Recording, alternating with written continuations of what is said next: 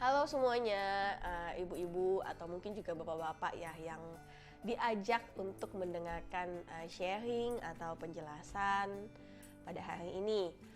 Nah, kenalan dulu mungkin nama saya Sheila.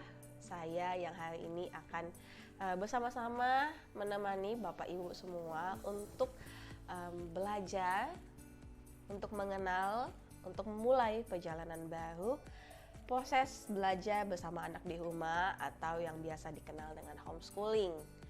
Nah, khususnya kalau kebetulan kita dalam kelompok diskusi nih ya, jadi Montessori homeschooling coaching dan memang berkhusus pada metode Montessori.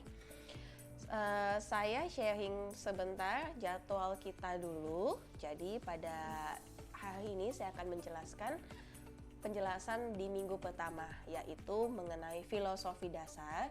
Lalu nanti hari Minggu kita akan Zoom. Minggu depan itu tentang cara homeschooling kami. Minggu ketiga kita akan membahas tentang area pembelajaran Montessori. Dan minggu keempat kita akan memulai praktek untuk memulai basic kitnya homeschooling di rumah. Ya. Penjelasan saya pada saat ini diambil dari materi yang berupa bentuk PDF yang sudah dikirimkan melalui grup yang bisa diakses juga anytime ya. Oke, baik, kita mulai. Filosofi dasar dari Montessori. Jadi, Montessori itu dikenal dengan metode, jadi disebutnya seperti metode.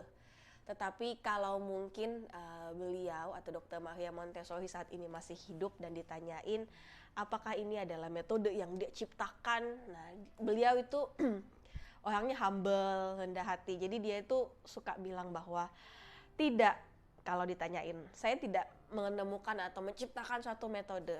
Pada dasarnya Montessori itu hanya meneliti, lalu dia berkata bahwa anak-anak itulah yang memberikan dia feedback dan dia hanya mengambil kesimpulan dari apa yang dia lihat. Jadi anak-anak itu yang memberikan dan dia yang mengkomunikasikan, dia yang membahasakannya dalam sebuah bahasa yang sekarang kita kenal dengan metode Montessori.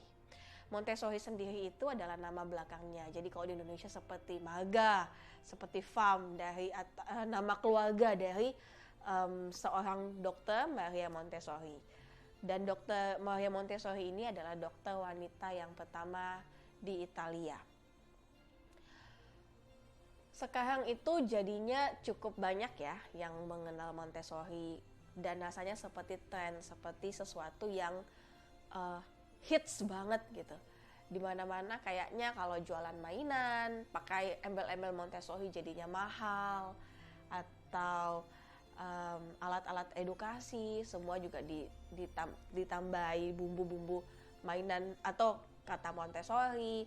Lalu parenting juga sekarang mulai berubah dari yang dulu konvensional lalu jadi gentle parenting, positive disiplin, dan juga Montessori parenting. Dan karena juga lagi booming-boomingnya itu sejalan dengan seperti warna-warna yang estetik, warna-warna yang natural, warna-warna yang berbahan dasar kayu, berbahan dasar dari alam. Jadinya itu seperti sejalan, semua seperti satu packaging yang menarik sekali untuk dalam tanda kutip juga dikomersilkan. Saya sendiri merasa bahwa Montessori sudah jadi switching ya, jadi mengalami perubahan dan kadang-kadang juga ditanyain, Mbak Sheila kalau ini mainan Montessori atau bukan? Mbak Sheila kalau yang ini menurut Montessori ini bagaimana, ini bagaimana.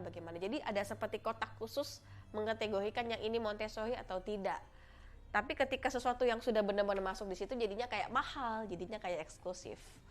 Apakah Montessori sebuah tren? Apakah Montessori sendiri sesuatu yang berdasarkan estetika atau yang memang enak dilihat mata?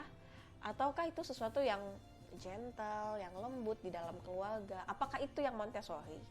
Nah, kita akan belajar sama-sama. Nanti ibu-ibu juga boleh simpan pertanyaannya sambil saya jelaskan ini. Lalu mungkin tiba-tiba ada yang kepikiran pengen tanya apa, boleh ditulis dan nanti kita diskusikan sama-sama dalam kelompok Zoom. Montessori sendiri itu mengawali penelitiannya pada anak-anak yang berlatar belakang mental atau dalam kondisi tidak normal atau abnormal. Jadi beliau melihat bahwa anak-anak ini kenapa mereka itu tidak teratur, tidak normal, dan tidak mengalami kemajuan dalam pertumbuhannya.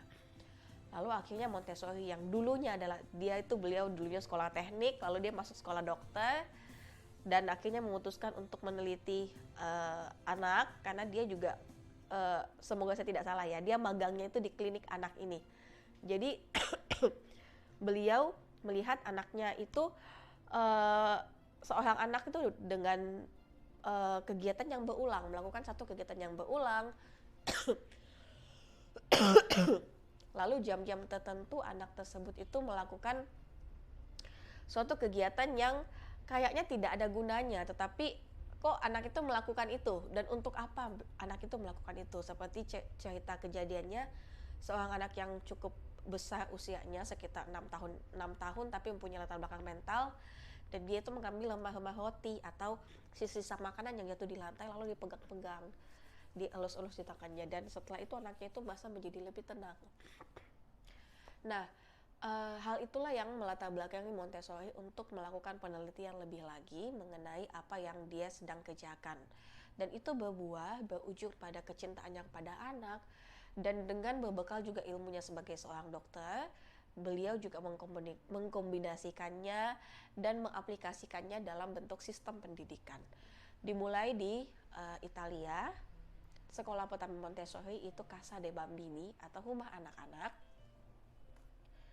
Lalu tidak lama setelah itu ada Perang Dunia, dan sistem pendidikan konvensional saat itu sangat membuat anak-anak terpuruk, sangat membuat anak-anak itu diajar habis-habisan dengan kondisi mereka harus mengejar standar, mengejar nilai akademis yang tinggi, apalagi waktu itu kondisinya perang dunia, dan anak-anak itu dituntut untuk bisa cepat pintar untuk bisa mengejar ketertinggalan mereka. Dan di situ Montessori melihat ada yang salah dengan itu. Sistem pendidikan Montessori itu mengedepankan kepercayaan diri atau confidence, lalu independence, kemandirian, dan community atau kelompok. Sistem sekolah Montessori memberikan kebebasan untuk anak belajar, untuk beraktivitas dengan material yang tersedia di ruang kelas, dan kalau sekarang juga diaplikasikannya ke rumah, termasuk seperti kegiatan keterampilan hidup sehari-hari di rumah ya. Dan seiring dengan waktunya, lama-kelamaan di dalam diri seorang anak akan tumbuh yang namanya self-discipline atau kedisiplinan secara natural atau secara alami. Karena pada dasarnya anak itu suka keteraturan, suka dianggap penting ya, suka bekerja, dan anak yang berkonsentrasi itu adalah anak yang happy menurut Maria Montessori. Kalau sekarang ditanya nih, Montessori itu apa ya, kok maksudnya dia sebenarnya udah lama banget nih, tahun 1930, tapi sampai sekarang kok kayaknya baru ngetren, baru ngehits gitu. Padahal kalau kita melihat di luar Indonesia sendiri, kalau di negara Eropa dan Amerika, mereka itu di sana memang sudah mengadaptasi atau memakai kurikulum Montessori sudah sejak lama sekali.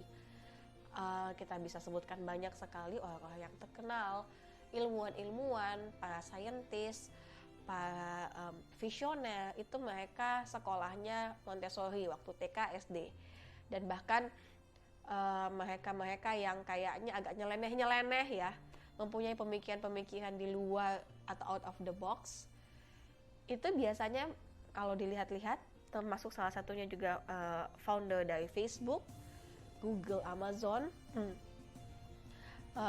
mereka itu mempunyai visi misi yang cukup jauh, melihat dunia itu beyond our expectation. Dan lingkungan Montessori itu sangat welcome dengan hal seperti itu, sangat mendukung terciptanya atau bertumbuhnya ketertarikan anak pada sesuatu, sehingga ketika mereka sedang dalam sensitif periode tertentu, ketika mereka sedang dalam ketertarikan pada satu hal, di lingkungan yang aman dan nyaman, mereka bisa dengan sekuat tenaga mengeluarkan performance terbaiknya. Ya, kurang lebih seperti itu. Jadi anak-anak itu betul-betul merasa bahwa ini lingkungan yang safe buat mereka untuk mengembangkan potensi mereka. Makanya banyak yang sekolah di Montessori lalu mereka itu lulus dengan pemikiran-pemikiran yang agak-agak out of the box, tidak standar, tidak bisa dibandingkan dengan yang lain, karena memang seperti itu. Kita setiap manusia adalah unik, dan itu yang kita mau kejar saat ini, bahwa kita mengembangkan potensi yang terbaik dari diri anak-anak kita. Montessori Montessori Triad atau segitiga Montessori itu mempunyai 3 aspek. Montessori sendiri dikenal dengan metode yang berpusat pada anak atau child-led.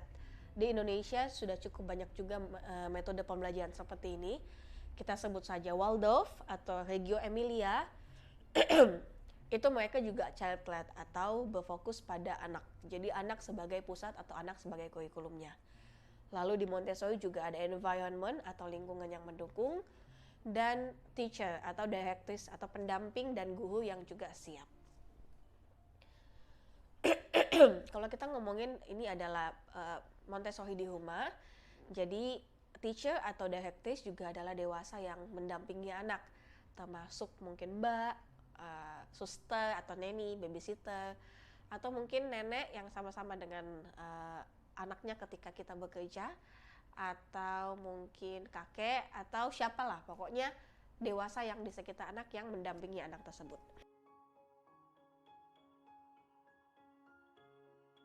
Menurut Dr. Maria Montessori, seorang anak itu memiliki kemampuan aktivitas pikiran untuk menyerap lingkungan sensori pengalaman dari sekitarnya layaknya sebuah sponge. Secara tidak sadar, nanti ada fasenya dia secara sadar, dan itu dia lakukan atau anak-anak lakukan itu secara spontan dan alami. Pikiran yang menyerap itu biasa disebut dengan the absorbent mind. Fase ini terjadi pada anak selama 2 tahap atau 2 fase. Yang pertama adalah pada usia 0-3 tahun.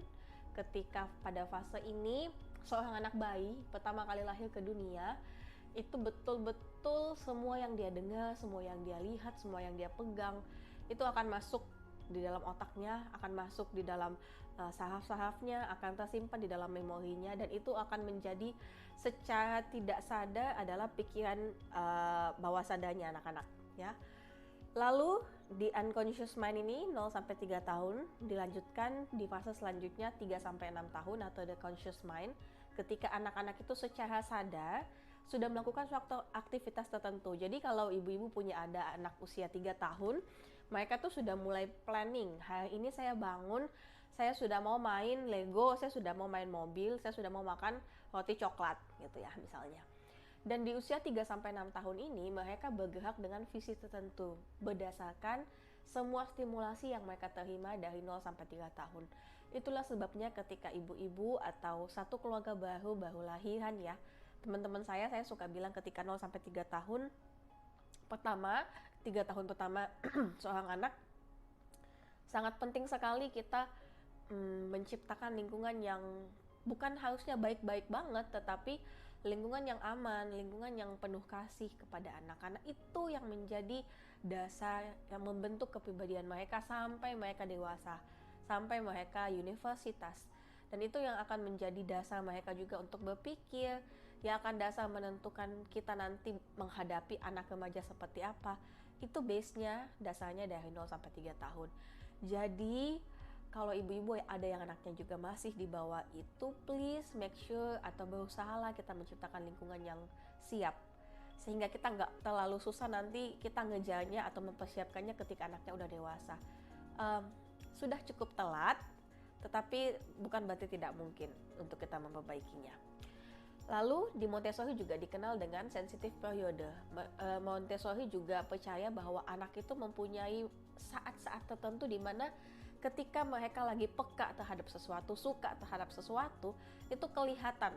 Ketika mereka mengerjakan itu fokus banget, konsentrasi banget. Sensitive periode di Montessori itu dibagi berdasarkan 7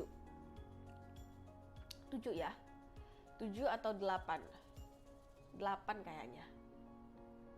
Iya, karena language dan matematik juga dibagi berdasarkan dua tahap. Jadi ini seperti kayak anak tuh lagi suka banget ngapain ya. sensitif pada keteraturan, pada benda-benda kecil, pada pergerakan. Kalau misalnya ada ibu-ibu yang anaknya tiba-tiba mengalami vocabulary explosion atau ledakan kosakata, nah itu dia lagi sensitif terhadap bahasa.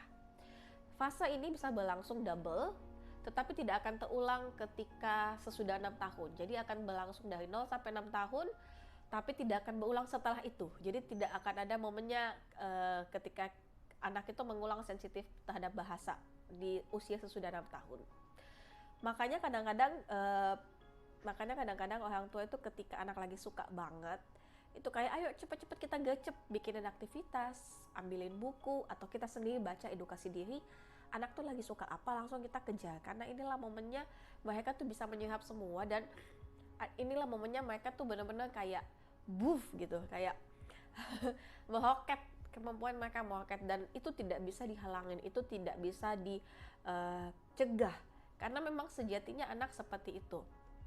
Dan ada baiknya kita dukung. Kalau mungkin ibu-ibu pernah lihat ada anak kecil, nanti ya saya coba cerita, saya carikan lagi ceritanya. Anak kecil berumur 5 tahun itu dia suka sekali mengerjakan operasional atau perhitungan operasional matematika, dan di usia 5 tahun itu sudah common banget di sekolah Montessori di luar negeri, di Amerika, Eropa. Anak 5 tahun bisa mengerjakan desimal, pangkat, menghitung sampai thousand, seribu, jutaan, sampai udah nggak ada ujungnya lah ya, karena memang mereka lagi sensitif terhadap angka-angka, sensitif di area matematika. Jadi itulah kenapa kita juga mesti tahu, karena kita bakal menjadikan ini dasar untuk observasi kita selama perjalanan kita coaching nanti nih. Setiap anak juga memiliki inner teacher atau kemampuan mengenali kebutuhan dirinya sendiri. Hal ini juga termasuk anak mengetahui mereka mau belajar apa, mereka mau belajar kapan, mereka mau bagaimana, mereka cara belajar mereka mau duduk mengerjakan aktivitas sambil leyeh-leyeh, atau sambil jalan, atau sambil di meja tulis, mau pakai krayon warna apa, mau pegang apa, itu semua based on inner teacher anak. Tetapi apakah kita percaya pada inner teacher mereka? Apakah kita sebagai orang tua rela mau melepaskan semua based on berdasarkan apa yang anak suka? Itu balik lagi ke kita ya. Nanti kita sama-sama juga refleksi kembali. Lalu kalau kata Montessori itu tadi, apakah kita percaya kepada mereka? Makanya setelah itu Montessori melihat bahwa sebenarnya potensi anak itu luar biasa. Seorang anak ketika kita percaya kepada mereka melakukan sesuatu, kita membantu mereka sampai tahap yang seharusnya, lalu setelah itu mereka melakukan sisanya dan meneruskan, lalu mereka repetisi, itu hasilnya luar biasa. Saya bertemu beberapa ibu-ibu juga yang memang kenalnya lewat Instagram, tidak pernah ketemu muka, tapi mereka suka sharing bahwa ketika kita menurunkan ekspektasi, ketika kita mengetahui sampai di mana kita harus menaruh ekspektasi kita, bahkan ketika saat itu anak-anak melampaui ekspektasi kita. Pada saat ketika kita coba oke deh, anaknya pada nggak mau main, nggak mau belajar ini, ternyata anaknya malah minta kerja, minta main, minta ini, minta itu. Atau hasilnya juga luar biasa. Hari ini kita cuma belajar 0 sampai 10, ternyata pada hari itu anaknya minta 0 sampai 100. Itulah yang dinamakan dengan we are following the child. Kita mengikuti interest mereka. Tetapi jangan lupa bahwa tidak hanya dengan kita mengikuti mereka bebas-bebas, kita juga harus percaya kepada mereka. Kita percaya bahwa mereka punya kemampuan untuk menentukan yang terbaik bagi diri mereka.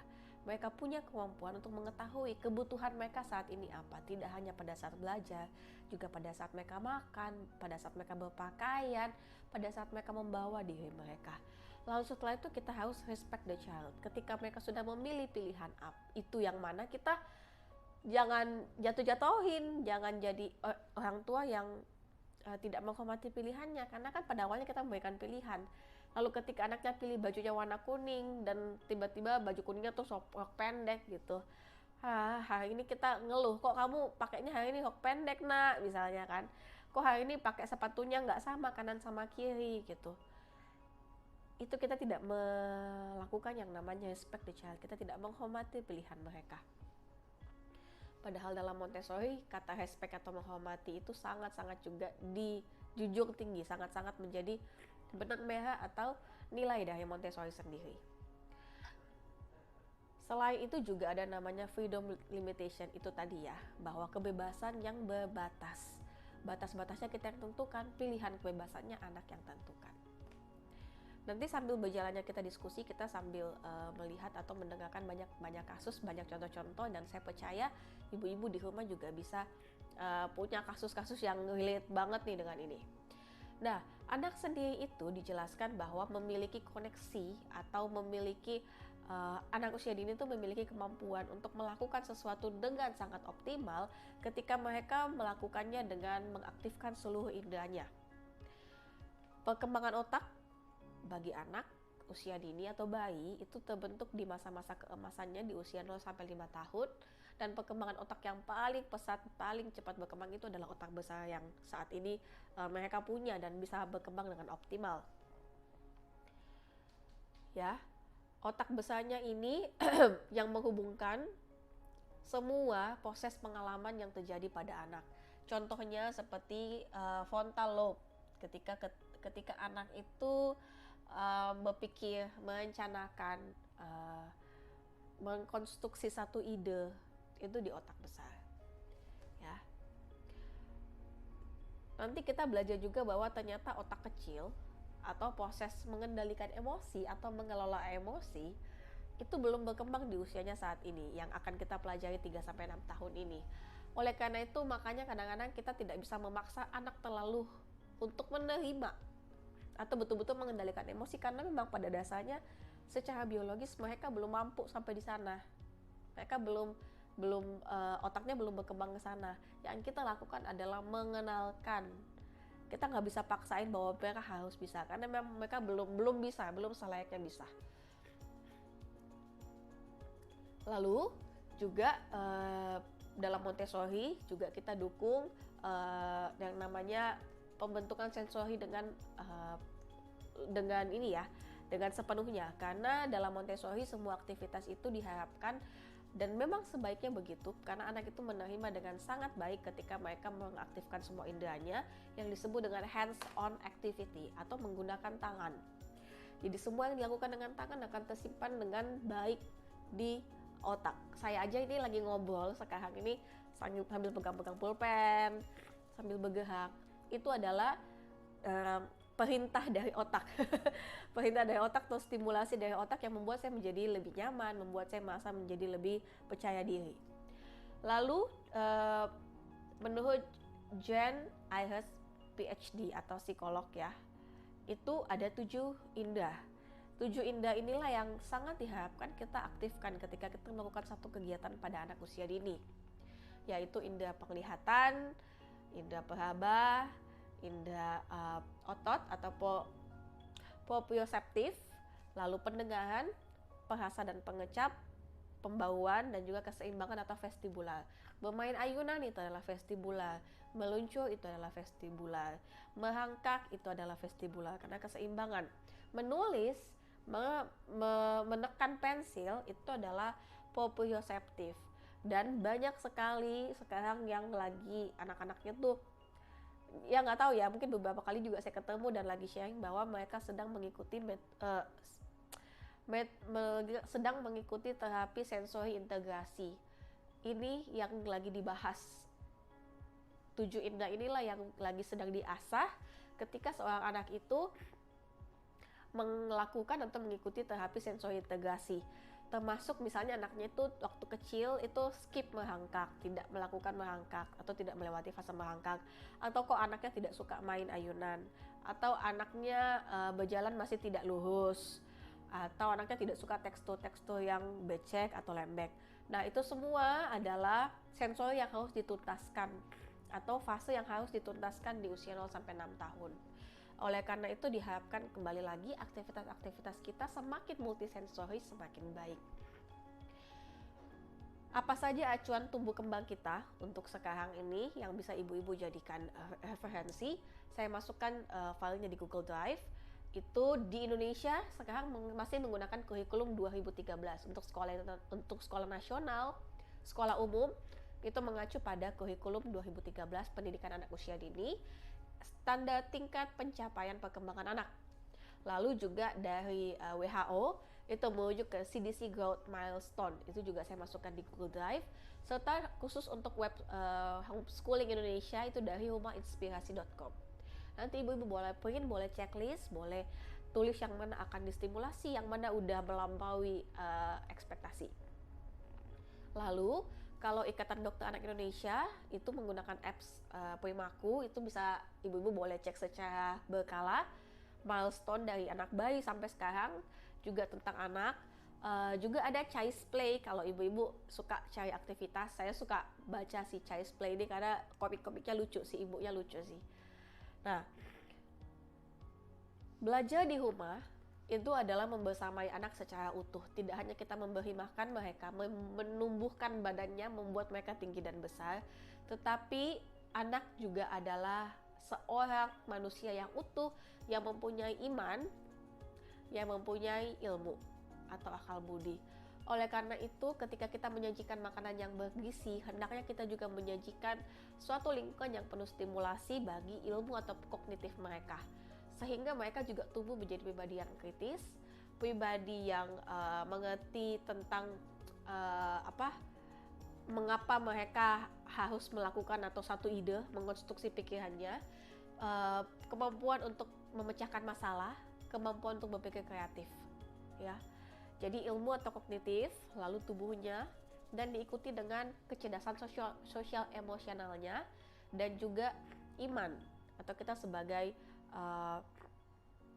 orang tua yang memiliki kepercayaan yang beragama, itu hendaknya kita juga sajikan, berikan pengetahuan kepada anak-anak kita bahwa mereka juga diciptakan di dunia ini, itu semua dari mana, berasal dari mana, untuk apa, dan bagaimana harus melakukan kasih, bagaimana emosional mereka kelola, bagaimana mereka berhubungan dengan orang lain, menempatkan diri mereka dalam situasi tertentu seperti apa.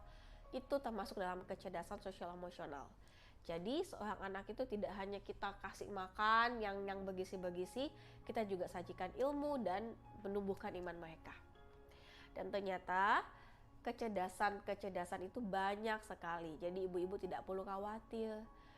Selama kita stimulasi dengan baik, selama kita percaya bahwa mereka bertumbuh dengan selayaknya, menurut Howard Gardner itu ada 7 kecerdasan atau multiple intelligence yang kita kenal saat ini. Kecerdasan majemuk ini tidak hanya kecerdasan menghitung, karena itu termasuk di logic smart atau kecerdasan berpikir logis. Itu juga selain itu ada kecerdasan interpersonal, intrapersonal, kecerdasan bermusik, kecerdasan visual spasial seperti bermain puzzle, mengingat map, mengingat gambar, kecerdasan kata-kata atau linguistik, verbal, kecerdasan kinestetik atau bergerak, ya.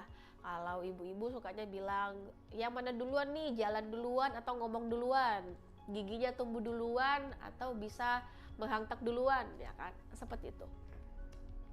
Dan kecerdasan itu dimiliki oleh seorang anak itu bisa lebih dari satu, jadi tidak hanya satu, bisa lebih dari satu. Kita bisa bertanya juga kepada kita sendiri, apalagi nanti kita akan menjadi guru, akan menjadi pendamping anak, kita mempunyai kecerdasan di mana.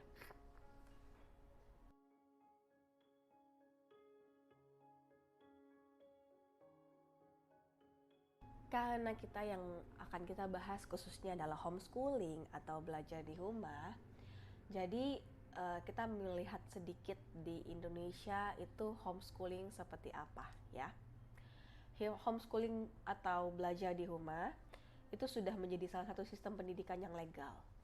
Anak-anak artis banyak yang homeschooling karena mereka harus syuting, mereka harus berpindah-pindah, atau yang orang tuanya memang bekerja nomaden, berpindah-pindah berdasarkan tempatnya dinasnya di mana.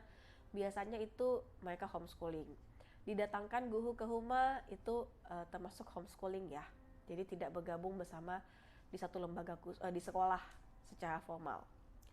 Lalu kalau di Indonesia itu sudah legal, sudah ada undang-undangnya, lalu terjadi COVID nih. Akhirnya COVID jadi pandemi, anak-anak harus belajar di rumah, kok rasanya nggak ada bedanya ya. Dan itulah juga yang mempertemukan kita semua. Kok nggak ada bedanya anak belajar online dengan belajar di rumah saja sama saya. Toh materinya juga mumpung masih usia dini, anaknya masih preschool, masih bisa kita fasilitasi, kayaknya lebih baik kita yang aja sama-sama. Jadi di Indonesia itu bisa seperti itu. Bahkan homeschooling Kak Seto, si Kak Setonya juga sendiri bilang bahwa homeschooling di rumah itu tidak perlu, ibaratnya gini, tidak perlu kita mendaftar di satu lembaga yang homeschooling gitu kan. Pokoknya belajar di rumah, mendukung kecerdasan anak, membersamai anak, mengasah bakat dan mendukung ketertarikan anak, itu juga adalah sebenarnya homeschooling atau belajar di rumah. Jadi tidak bisa lepas dari peran orang tua. Metodenya aja ya yang berbeda. Jadi dikatakan dari Kak Seto itu bilang metodenya aja yang berbeda. Dan itu bisa banget dijadikan pelengkap atau pengganti belajar online yang saat ini berlangsung. Oke. Tujuannya juga banyak, apalagi kalau mungkin ada anak-anak yang mereka mempunyai kebutuhan khusus dari sisi latar belakang mental, gangguan biologis, fisiologis, akses susah untuk mendapatkan sekolah yang bisa menampung anak-anak tersebut di daerah rumah. Jadi ibu-ibunya bisa dikatakan homeschooling tuh, mengajar di rumah atau memanggil guru untuk mengajar anaknya ke rumah. Juga bisa tujuannya itu karena ada juga yang karena agama ya. Bahkan sekarang nih jujur aja saya dengar-dengar banyak yang homeschooling karena nggak mau anaknya divaksin. Dan itu betul adanya. Dan itu adalah sebuah pilihan. Dan kita menghormati pilihan itu, bahwa setiap keluarga mempunyai value-value tertentu yang akan diterapkan, yang akan diturunkan kepada anak-anak mereka. Tidak ada yang salah, semua adalah pilihannya. Dan menariknya adalah homeschooling itu fleksibilitas waktu, kita bisa belajar di mana saja, kapan saja, dan dari mana saja. Dan kita bisa mengkombinasikan tanpa harus anaknya dinilai, dijudge, dibuat standar tertentu, tanpa harus anaknya merasa kompetitif, harus mengejar satu standar, sehingga anak juga tidak merasa terbeban apalagi usia dini ya. Namun perlu diperhatikan bahwa homeschooling itu bukan kita memindahkan plek-ketiplek standar dari sekolah ke rumah. Apalagi kalau Montessori enggak kayak harus semua material kita punya, enggak sama sekali. Bahkan kalau di luar negeri yang mereka pun tidak punya akses terhadap material-material dengan standar Montessori, mereka membuatnya sendiri. Mereka yang latar belakang ekonomi keluarganya cukup rendah, yang tidak cukup mampu untuk membeli material, karena materialnya ongkos kirimnya aja sudah lumayan mahal ya, karena terbuat dari kayu, belum lagi standar dan presisi. Sedangkan kalau di negara-negara dengan geografis tertentu, mereka tidak mempunyai kayu yang cukup, dan kayunya tersebut memang tidak untuk dipergunakan sebagai bahan material belajar, ya mereka buat sendiri. Dan itu sangat tidak apa-apa banget, sangat-sangat bisa, karena Montessori itu untuk semua kalangan, Montessori untuk semua budget, Montessori untuk semua latar belakang pendidikan, apapun bisa. Dan Montessori juga itu menurut saya adalah salah satu perjalanan yang sangat baik.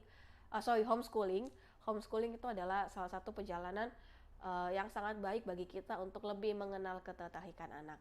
Dan melalui proses kita belajar dengan mereka, kita pun menjadi belajar tentang diri kita. Karena ya anak tidak jauh-jauh dari kita. Gennya, katanya kepintaran anak gennya itu diikutin dari ibunya ya kan, kalau ada ibu-ibu sini. Jadi mohon maaf buat bapak-bapak. Dan anak itu juga dari kecil nyusuknya sama kita ya kan, dan mereka melihat, meniru, merekam semua dari kita. Jadi sebenarnya kita seperti belajar tentang diri kita ya. Jadi nanti baik bapak ibu boleh coba jawab pertanyaan yang saya masukkan di dalam pertanyaan paling bawah ya, masukkan dalam slide coachingnya tentang learning journey atau perjalanan belajar. Jadikan ini adalah bahan refleksi bagi ibu bapak semua. Semoga ekspektasi kita mengikuti program coaching ini juga bisa terjawab, dan apa yang saya bisa bagikan bisa berguna bagi bapak ibu. Saya menutup minggu pertama ini dengan percaya bahwa bukan anak-anak yang beruntung memiliki orang tua seperti kita. Kitalah yang sangat-sangat beruntung, kitalah yang sangat diberkahi, kitalah yang sangat diberkati, dengan kehadiran mereka. Karena melalui anak-anak kita bisa belajar banyak hal. Bahkan kita bisa menemukan tentang diri kita lagi. Selamat belajar, selamat berproses, sampai ketemu selanjutnya.